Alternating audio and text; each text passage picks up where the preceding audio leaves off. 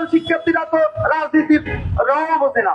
আমরা যারা রাজনীতি করি তাদের কাজেই হলো কথিত জুলাই আগস্টের আন্দোলনে দুই একটি সোশ্যাল মিডিয়ায় এসে রাজুতে আসুন, চলে আসুন এই বলে আপনাদের মাধ্যমে মিডিয়া ফোকাস করে সে এখন হাজার কোটি টাকার মালিক বনে গেছে। করিম রায় এ দেশের প্রকৃত সাধারণ শিক্ষার্থী। বৈষম্য বিরোধী ছাত্র আন্দোলনের অধিকাংশ নেতাকর্মী সমর্থক আজকে নষ্ট হয়ে গেছে। আমাদের রক্ত গরম হয় শিক্ষার পরিবেশ নিশ্চিত করার জন্য প্রশাসনের বডির সাথে সমন্বয় করে আমরা কতটুকু আমাদের আচার আচরণ চাল চলন নিয়ন্ত্রণে রেখে শিক্ষার্থী বান্ধব করতে পারছি। সাধারণ শিক্ষার্থীরা দেখবে তাই সাধারণ শিক্ষার্থীরা তো রাজনীতির রং বোঝে না, রাজনীতি নিয়ে অনেক সময় সচেতন থাকতে পারে না। আমরা যারা রাজনীতি করি তাদের কাজেই হলো সাধারণ শিক্ষার্থীরা একেবারে রাজনীতি বিমুখ হলে একটা দেশ গণতান্ত্রিক পন্থায় চলতে পারে না।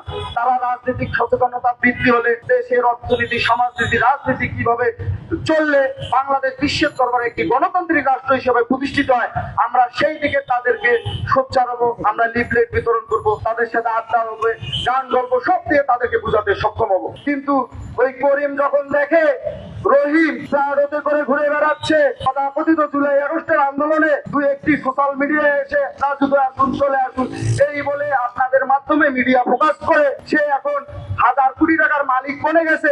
আর করিম লাইব্রেরিতে বসে তার চাকরির সার্কুলার নাই, সে কি মুখে হাত দিয়ে আঙ্গুল দিয়ে বসে থাকবে? আমরা করিমদের সাথে আছি।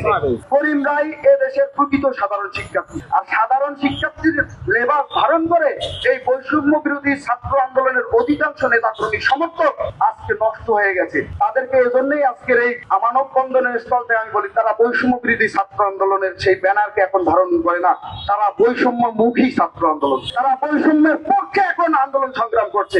আপনারা দেখেন প্রাইম এশিয়া ইউনিভার্সিটিতে প্রকাশ্যে সিসিটিভি ক্যামেরা আপনারা মেইন স্ট্রিম মিডিয়া অনেকে প্রকাশ করেছেন, সেখানে হত্যাকাণ্ডটি কিভাবে হয়েছে। বৈষম্য বিরোধী ছাত্র আন্দোলন মনে হয় এখনো আছে, আনাচে কানাচে ঘুরে বেড়াচ্ছে। তারা কালকে একটি সংবাদ সম্মেলন করছে, সেই সম্মেলনে একজন বললো আপনাদের মাধ্যমে সে মিডিয়া প্রকাশ হয়েছে, পপুলারিটি পেয়েছে, মানুষজন তারে চেনে জানে, মানুষজন তারে চেনে জানে জন্য সে যাই বলবে মানুষ তাই গ্রহণ করবে। তাহলে সে বোকা, সে ভুল, সে হচ্ছে নষ্ট রাজনীতির যে চর্চা সেই চর্চাকে প্রকম্পিত করতে চায়। তিনি কি বললেন যে ছাত্রদল নাকি তাদের বৈষম্য বিরোধী ব্যানারকে কলঙ্কিত করছে। আরে ভাই কি কলঙ্কিত করবো? আমাদের রক্ত গরম হয়। আমি ইতিমধ্যেই বলেছি আমরা বাংলা সিনেমা সাবানা না, তারাই ঘন্টা কষ্ট করে একটা সিনেমা শেষ সময়ে গিয়ে আমরা ক্ষমা করে দেব। আমরাও প্রতিশোধ নিতে জানি। অবশ্যই সেটা তারেক রহমান 31 দফা কর্মসূচি ইতিমধ্যেই প্রণয়ন করেছেন। সেই কর্মসূচিতে তিনি ইতিমধ্যেই বলেছেন আমাদের প্রতিশোধ হবে 31 দফা কর্মসূচি প্রণয়ন এবং তা বাস্তবায়নের মাধ্যমে।